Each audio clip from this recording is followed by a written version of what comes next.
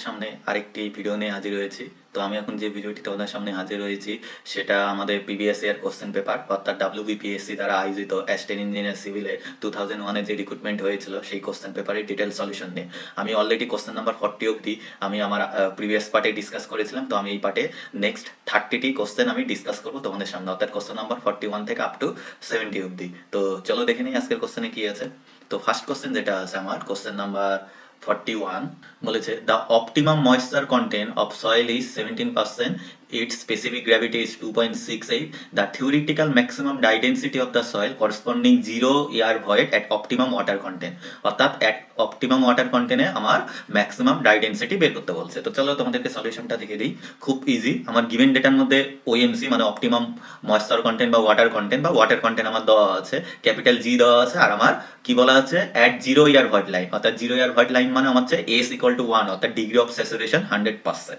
ঠিক আছে, তো আমাদের যেটা ইউনিভার্সাল ফর্মুলা আছে ইএস ইকুয়াল টু ডাব্লিউ, যে আমরা সবাই জানি। তো এখান থেকে সবগুলো ভ্যালু বসে আমি ভয়েড রেশিওটা বের করে নিলাম ই। তো এবার আমরা গামা ডি ফর্মুলা এটা জানি যে G by 1 plus E into gamma W. ঠিক আছে, এবার জি এর ভ্যালু আমি বসিয়ে দিলাম, ই এর ভ্যালু তো বের করে নিলাম। এবার গামা ডাব্লু এবার আমার 1 হবে, মানে এটা অ্যাকচুয়ালি রো ডাব্লু। ঠিক আছে, ডেনসিটি, কারণ আমার ইউনিটগুলো কিন্তু গ্রাম পার সিসিতে আছে। তো ওয়াটারের ডেনসিটি 1 গ্রাম পার সিসি। ঠিক আছে, তো বসিয়ে দিলে আমার অ্যান্সার এটা বেরোয় 1.841 গ্রাম পার সিসি, অর্থাৎ আমার ফার্স্ট অ্যান্সারটাই হবে। আশা করা যায় ক্লিয়ার। চলো নেক্সট কোশ্চেন, কোশ্চেন নাম্বার 42, খুব ভালো কোশ্চেন, ফ্লুইড মেকানিক্সের কোশ্চেন আমার। বলেছে এ ফ্লো ইজ স্টেডি ই।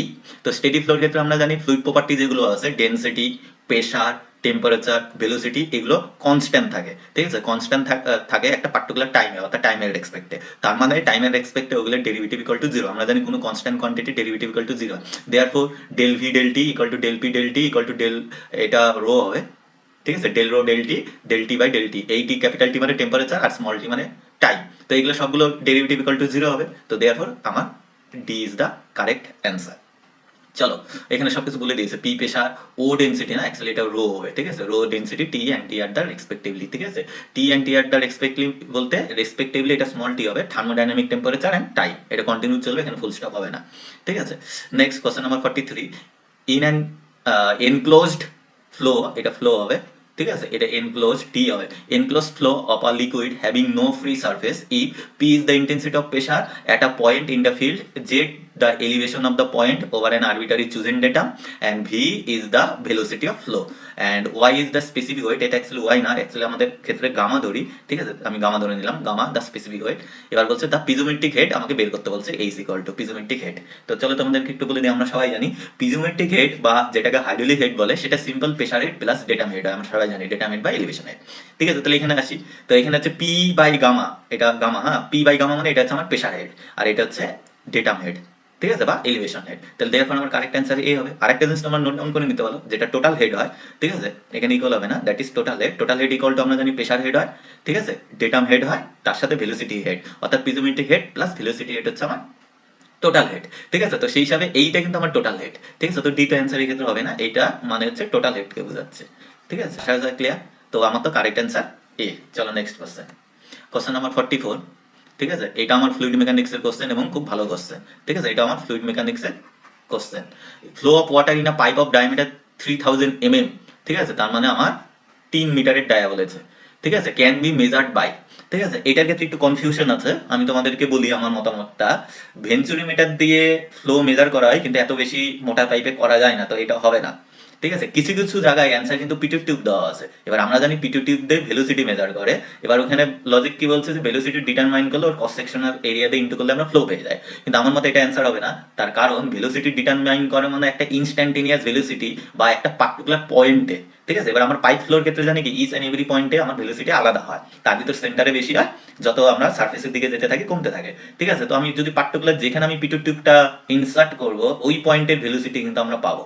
ঠিক আছে, সেটা হবে কিন্তু ডিসচার্জ অ্যাকচুয়াল ঠিকঠাক ডিসচার্জ পাওয়াটা যায় না, যে আমি যদি সেই ভেলোসিটির সাথে এরিয়া ইনটু করে দিই। ঠিক আছে, তো রোটামিটারটা অবভিয়াসলি এটা ফ্লো মেজারমেন্ট ডিভাইস এবং এটা ভ্যারিয়েবল হেড হয়। ঠিক আছে, এটা যে ক্ষেত্রে মানে ভ্যারিং হেডে মানে ফ্লোর ক্ষেত্রে এটা মেজার করা যায়। তো আমার মতে কারেক্ট অ্যান্সার কিন্তু রোটামিটার হবে। ঠিক আছে, নজল তো হবেই না। তো আমার হিসাবে আমি কিন্তু রোটামিটার কনসিডার করলাম, পিটর টিউব আমি কনসিডার করলাম না। ক্লিয়ার। চলো নেক্সট কোশ্চেন, কোশ্চেন নাম্বার 45, এটা আমার ফ্লুইড মেকানিক্সের কোশ্চেন, পরপর ফ্লুইড মেকানিক্সের কোশ্চেন। আর Pelton wheel is, Pelton wheel বলতে পেল্টন হুইল টারবাইন। ঠিক আছে, পেল্টন হুইল বলতে এটা টারবাইনকেই বোঝাচ্ছে, কারণ অপশনগুলো দেখেও কিন্তু আমরা বুঝে গেলাম, তাছাড়া আদার্স কিছু হবে না। তো চলো তোমাদেরকে প্রথমে টারবাইনের ক্লাসিফিকেশনটা দেখিয়ে দিই। ঠিক আছে, একটা হচ্ছে according two type of energy at inlet হিসাবে দুই ধরনের হয়, একটা ইম্পালস টারবাইন হয়, একটা রিয়াকশন টারবাইন হয়। ঠিক আছে, ইম্পালস টারবাইন হিসাবে পেল্টন হুইল হয়, আর হচ্ছে রিয়াকশন টারবাইন হিসাবে যেটা কমন আছে ফ্রান্সিস আর কাপলান হয়। ঠিক আছে, আর একটা হচ্ছে according to the direction of flow through the runner সেই হিসাবে ট্যানজেনশিয়াল ফ্লো মানে যেটা পেল্টন হুইল, রেডিয়াল ফ্লো মানে Francis turbine, axial flow turbine মানে কাপলান, আর মিক্সড ফ্লো যেটা আছে সেটা হচ্ছে মডার্ন ফ্রান্সিস টারবাইন। আর টেন্সটা আমাদের বলে দেয় ট্যানজেনশিয়াল ফ্লো মানে ট্যানজেন্ট বরাবর হয়, এটাকে আউটওয়ার্ড ফ্লো বলে। ঠিক আছে, আউটওয়ার্ড ফ্লো, ক্লিয়ার। আর রেডিয়াল যেটা সেটাকে ইনওয়ার্ড ফ্লো বলে, ক্লিয়ার। তো চলো অপশন দেখি। তো এখানে তো রিয়াকশন টারবাইন হবেই না প্রথমে কাটা, এবার এই তিনটার মধ্যে তো পেল্টন হুইল আমাদের কি আছে, পেল্টন হুইল আমাদের হচ্ছে tangential flow, that means outward outward flow, তার মানে আউটওয়ার্ড ফ্লো ইম্পালস টারবাইন। আমার কারেক্ট অ্যান্সার হবে therefore B, B is the correct answer. তাছাড়া টারবাইনের আরো ক্লাসিফিকেশন আছে যেটা তোমাদের এখানে দেখালাম না, আর একটা হেডের উপর বেস করে হয়, high head turbine, medium head, low head. ঠিক আছে, আবার ডিসচার্জের উপর বেস করে হয়। তো চলো নেক্সট কোশ্চেন, কোশ্চেন নাম্বার 46।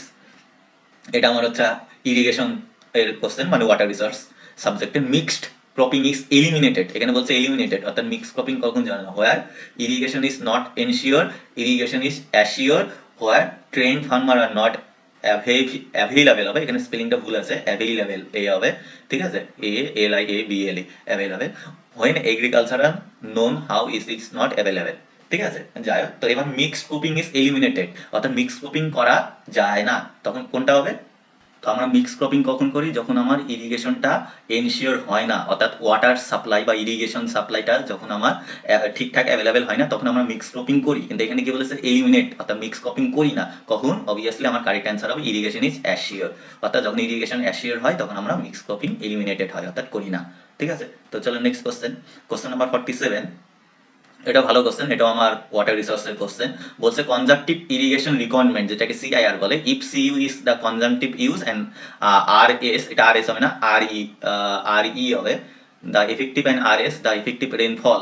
ঠিক আছে, এটা হবে আমার আর ই। ঠিক আছে, and the effective and R S the effective rainfall. ঠিক আছে, তো এখানে কারেক্ট অ্যান্সার হবে আমার অপশন এ। ঠিক আছে, conjunctive irrigation requirement equal to হচ্ছে আমার হচ্ছে কনজাংটিভ ইউজ মাইনাস আর ই। ঠিক আছে, আর ই দা ইফেক্টিভ রেইনফল। তো এখানে একটু কোশ্চেন ভুল আছে, এখানে একই জিনিস বারবার উঠেছে, অর্থাৎ আলটিমেটলি এটা হবে হচ্ছে আর ই ইজ দা ইফেক্টিভ রেইনফল, অর্থাৎ এই জিনিসটা বারবার রিপিট হয়েছে, এই পর্যন্ত কাটা যাবে। ক্লিয়ার? ঠিক আছে, is the effective rainfall repeat হয়েছে একই কোশ্চেন। ঠিক আছে, তো পুরো কোশ্চেনটা এটা দেওয়া, আর ই দা ইফেক্টিভ রেইনফল, তো এইটা হবে আমার কারেক্ট অ্যান্সার। আর যেটা আছে ডি নাম্বারটা তোমাদের একটু বলে দেই, যে সেম জিনিসই plus water loss as percolation যেটা আছে, তখন এটাকে বলা হয় আমার হচ্ছে IWR বলে। ঠিক আছে, ইরিগেশন ওয়াটার রিকোয়ারমেন্ট, এটা পার্কুলেশন একসাথে হবে। ঠিক আছে, irrigation water requirement. Next question, question number 48। A crop that takes more than 4 months to mature is called, এটা একটু কনফিউশন টাইপের কোশ্চেন। ঠিক আছে, 4 মাসের বেশি নিলে সেটাকে কি বলে? তো একটু অপশন দেখি, যে ক্যাশ ক্রপ আমার মতো হবে না, কেন ক্যাশ ক্রপ সেইগুলো বলে যেগুলো মানে ফার্মাররা ডাইরেক্ট কনজিউম করে না, অর্থাৎ মার্কেটে বিক্রি করে তারা মানি রোজগার করে, অর্থাৎ টাকা উপার্জন করে। অ্যাজ এ এক্সাম্পল হিসাবে ক্যাশ ক্রপ হচ্ছে তোমার হচ্ছে সুগার কেন, কটন। ঠিক আছে, এইগুলো হচ্ছে ক্যাশ ক্রপের মধ্যে পড়ে। আরেকটা হচ্ছে ফুডার ক্রপ হয় যেগুলো ডাইরেক্ট কনজিউম করে, সেটা হচ্ছে রাইস। ঠিক আছে, হুইট, এগুলো পড়ে। হার্ড ক্রপ জিনিসটা কি আমি নিজেও জানি না, কোনো বইতেও আমি তো খুঁজে পাই না হার্ড ক্রপ কি। সলিড ক্রপটাও জানি না।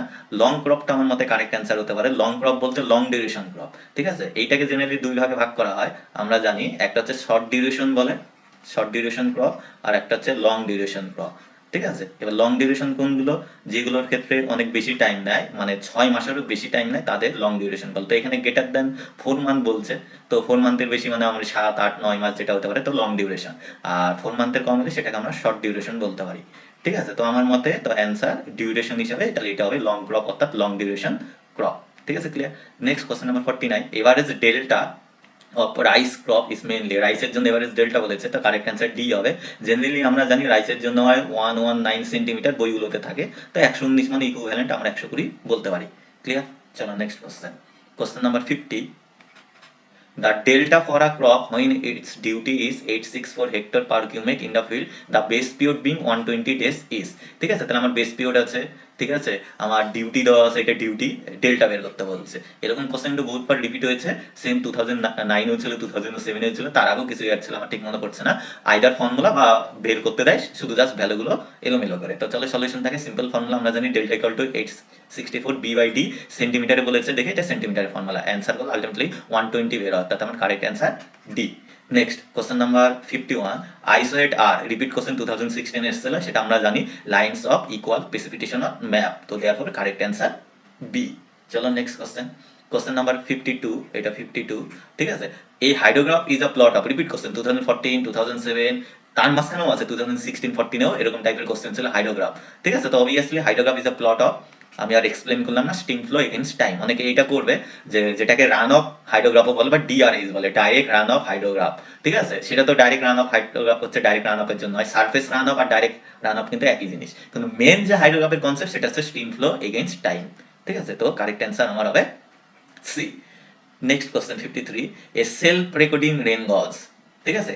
এবার রেন গজ জেনারেলি আমরা দুই ধরনের জানি, একটা হয় হচ্ছে যেটাকে বলে রেকর্ডিং টাইপ, আর একটা বলা হচ্ছে নন রেকর্ডিং টাইপ, ঠিক আছে। এবার রেকর্ডিং টাইপ রেন গজটাকে বলা হচ্ছে সেলফ রেকর্ডিং রেন গজ, ঠিক আছে। তো এটা কি করে, record the cloud cover, obviously হবে না, records the rainfall intensity, records the cumulative depth of rainfall, records the none of the above, ডিটা হবে না। এবার আমি তোমাদের বলছি এই দুটোই অ্যান্সার অ্যাকচুয়ালি হয়, কিরকম, যেটা সেলফ রেকর্ডিং আছে বা রেকর্ডিং রেন গজ বলে, সেগুলো কি হয়, তার ভিতরে আবার টাইপ আছে, টিপিং বাকেট আছে, ওয়িং বাকেট আছে, সাইমন টাইপ আছে, মানে floating type.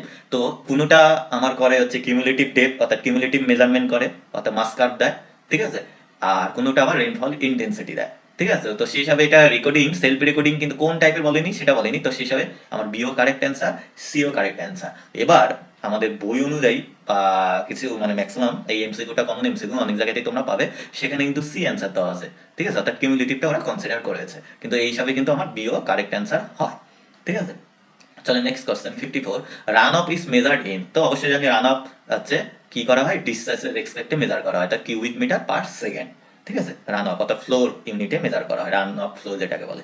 Next question 55, a channel is said to be in a state of true regime if the flow in such that there is, true regime হলে no silting no scouring হয়, তো no সিল্টিং, শুধুমাত্র no সিল্টিং না, no স্কাউরিং হতে হবে, তো আলাদা আলাদা করা হবে না, সিল্টিং আর নো স্কাউরিং, বোথ সিল্টিং অ্যান্ড স্কাউরিং, না সিল্টিং স্কাউরিং তো হয় না, তো অ্যান্সার আমার সি হবে, কিন্তু এটা মনে হয় প্রিন্টিং মিস্টেক, এটা হচ্ছে নো সিল্টিং নো স্কাউরিং হবে, ক্লিয়ার। চলো next question, question number 56, where seepage loss is high as 50% the earthen surface of the channel should be lined with, ঠিক আছে, 50% এর থেকে হাই, তাহলে কি করা হয়, এটা একটু কনফিউজিং টাইপের অ্যান্সার, যেটা কনসিডার করবে আমাদের পিএসসি সেটাই কারেক্ট অ্যান্সার হবে। কিরকম, আমাকে এখানে বলছে কি 10 সেন্টিমিটার থিক, এটা হবে সিমেন্ট, ঠিক আছে, এটা হবে সিমেন্ট, লাইম কংক্রিট 10 সেন্টিমিটার ঠিক সিমেন্ট কংক্রিট, ঠিক আছে। সিমেন্ট কংক্রিট হচ্ছে সবথেকে ভালো সিপেজ কন্ট্রোল করে, সেটা 90 থেকে 95% ও হচ্ছে প্রিভেন্ট করে, ঠিক আছে। তো অবশ্যই গ্রেটার দেন 50, তো আমি গ্রেটার দেন 50 হিসাবে এটাই সব থেকে বেটার, তো এটা আমি কারেক্ট অ্যান্সার দিলাম, ঠিক আছে। তো আমার হচ্ছে সিমেন্ট লাইম কংক্রিট এটা মোটামুটি 70% এর মতন, আপ টু 70% এর মতন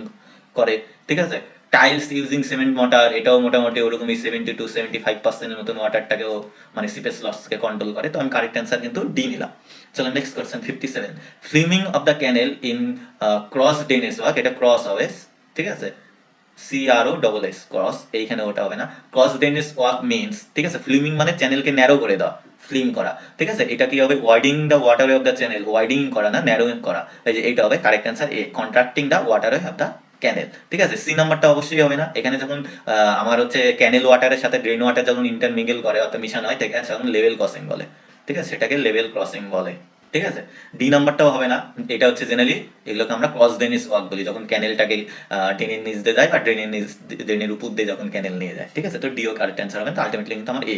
58, a diversion headwork is constructed to, diversion headwork কেন করা হয়, তাহলে অবভিয়াসলি কি regulate the intake of water into the canal, তো কারেক্ট অ্যান্সার হবে আমার সি, কারণ লোয়ার দ্য ওয়াটার লেভেল এটা হবে না, ওয়াটার লেভেলকে হায়ার করার জন্য করা হয়, ঠিক আছে। সিল এন্ট্রিতে ফ্যাসিলিটেট করে, নো এটা হবে না, তো কারেক্ট অ্যান্সার কিন্তু সি হয়। Check the irrigation of river bed, না কোনো মতেই না, তো কারেক্ট অ্যান্সার সি। চলো নেক্সট কোশ্চেন, ঠিক আছে, question number 59, hydraulic jump occurs when a steep channel slope, steep channel স্লোপটা কি হলে হাইড্রোলিক জাম্প হয়। চলো তোমাদের এখানে আমি একটু দিয়ে দিচ্ছি, তোমরা স্ক্রিনশট রাখতে পারো, যে হাইড্রোলিক জাম্প কি, সুপার ক্রিটিক্যাল ফ্লোটা যখন সাব ক্রিটিক্যাল ফ্লোতে কনভার্ট হয় তখন হাইড্রোলিক জাম্প হয়, এবং দুটো কন্ডিশনে হাইড্রোলিক জাম্প হয়, কিরকম, আমার super critical flow characterized by high flow velocity আর শ্যালো ডেপথ হয়, ঠিক আছে, আর relatively steep channel bottom slope থাকতে হয়।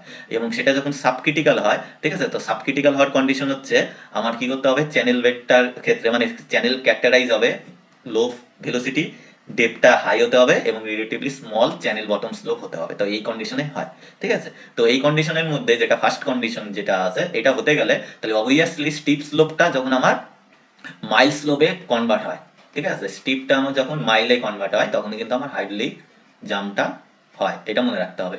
তারপরে তার মানে আমার কারেক্ট অ্যান্সার এই হবে, অর্থাৎ সাডেনলি যখন সে ফ্ল্যাটে কনভার্ট হয়ে যায়, ঠিক আছে। তো আমি এখানে ছবি দেখেছি, এটা আমার super critical flow steep slope আছে, তো এটা কি হলো সাডেনলি আমার ফ্ল্যাট স্লোপে কনভার্ট হয়ে গেছে, তো দেওয়ার পর এখানে হাইড্রোলিক জাম্প আমার হবে, অর্থাৎ ফ্লোটা সুপার ক্রিটিক্যালে কনভার্ট হবে, ঠিক আছে, ক্লিয়ার।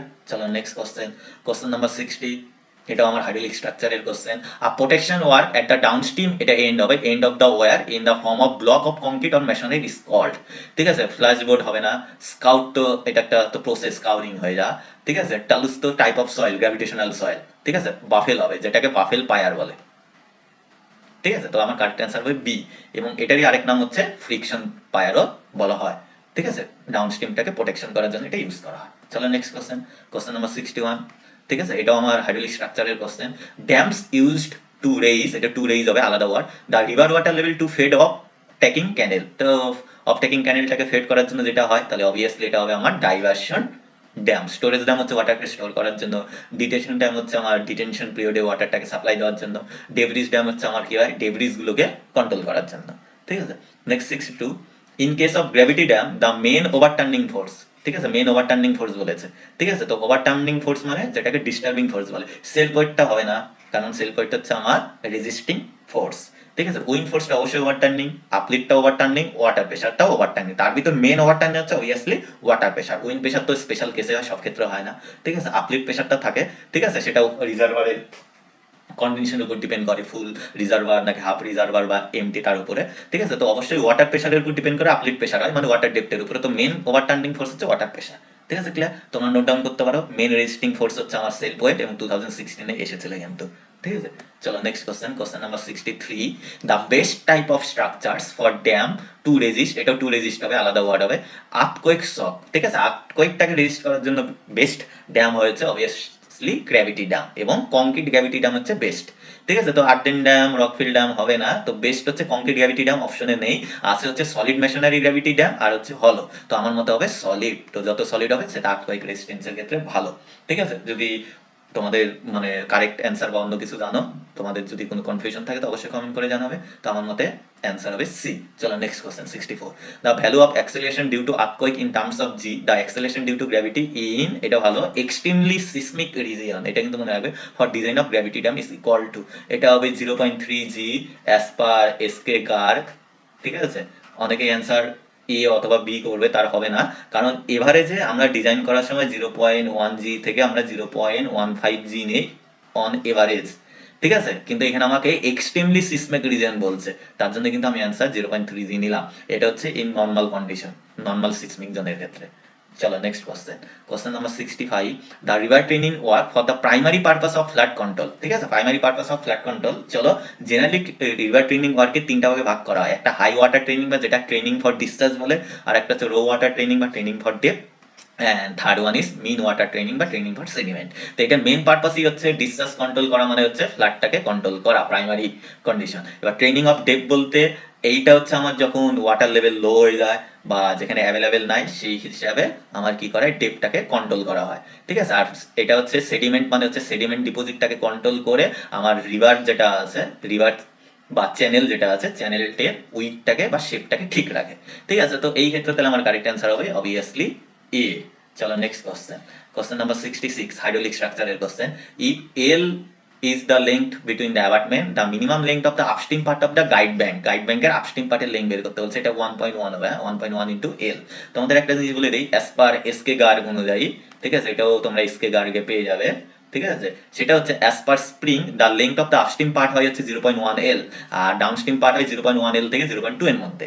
আর অ্যাজ পার গেলস অনুযায়ী আপস্ট্রিমের পার্ট হচ্ছে 1.25 এল, সেটা হচ্ছে আমার ডিসচার্জ আপ টু 20,000 কিউমেকের জন্য, আর 1.5 এল হয় আমার ডিসচার্জ মোর দ্যান 20,000 কিউমেকের জন্য। তাহলে এখানে আমার কি বলেছে, মিনিমাম বলেছে, এবং আমার কোনো রেঞ্জ নেই, তাহলে অবভিয়াসলি আমার অ্যান্সার হবে এটা 0.1L। তো কারেক্ট অ্যান্সার এ। ক্লিয়ার? চলো নেক্সট কোশ্চেন, কোশ্চেন নাম্বার 67। এটাও ভালো কোশ্চেন, হার্ডলি স্ট্রাকচারে। Facing of dry stone pitching laid on sloping face of earth to maintain the slope in position or to protect it from erosion is called।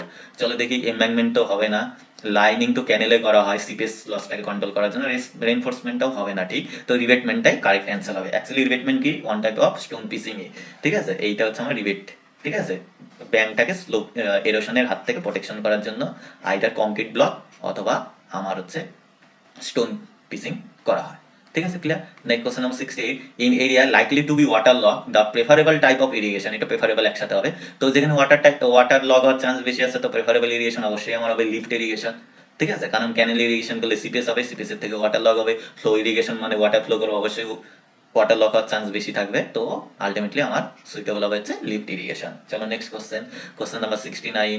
Removal of soluble salt by downward movement বলেছে of water through the soil, তো অবশ্যই এটা আমরা সবাই জানি, এটার answer হয় লিসিং। Sediment হবে না, সেডিমেন্টারি ডিপোজিট যেটা সেটা জানি, ড্রেনিং আউটটা হবে না, ওয়াশিংও হবে না, ওয়াশিং তো ধুয়ে নিয়ে চলে যাও, ঠিক আছে। নেক্সট কোশ্চেন, কোশ্চেন নাম্বার 70 এবং এই পার্টের last question. Water logging leads to, মানে ওয়াটার লগিং এর জন্য কি হয়, গ্রোথ অফ, এটা হচ্ছে ওয়াটার উইডস হবে, এটা ওয়াটার, হ্যাঁ, ওয়াটার উইডস আগাছা, তো অবভিয়াসলি এটা হয়। তারপরে প্ল্যান্ট ডিজিজ, হ্যাঁ প্ল্যান্ট ডিজিজ হয়। Accumulation of salt in the surface layer, অবশ্যই ওয়াটারের সাথে সল্টগুলো সারফেস লেয়ারে এসে অ্যাকুমুলেটেড হয়, ঠিক আছে, যেটাকে বলা হয় হচ্ছে এফ্লোরেসেন্স, ঠিক আছে, যেটা ডাউনওয়ার্ড মুভমেন্ট হয় সেটাকে বলা হচ্ছে লিসিং, আর এটার ক্ষেত্রে বলা হয় এফ্লোরেসেন্স, মনে থাকবে। তো অবভিয়াসলি আমার কারেক্ট অ্যান্সার হবে অল অফ দ্য অ্যাবাভ, ঠিক আছে। আশা করা যায় ভিডিওটি যদি ভালো লাগে অবশ্যই লাইক করবে এবং বন্ধুদের মধ্যে শেয়ার করতে বলবে না, যারা আমার চ্যানেল নতুন অবশ্যই চ্যানেলটি সাবস্ক্রাইব করে বেল আইকনটি অন করে রাখবে। তো নেক্সট পার্ট নিয়ে অবশ্যই তোমাদের সাথে তাড়াতাড়ি দেখা হবে। আজকের জন্য থ্যাংক ইউ।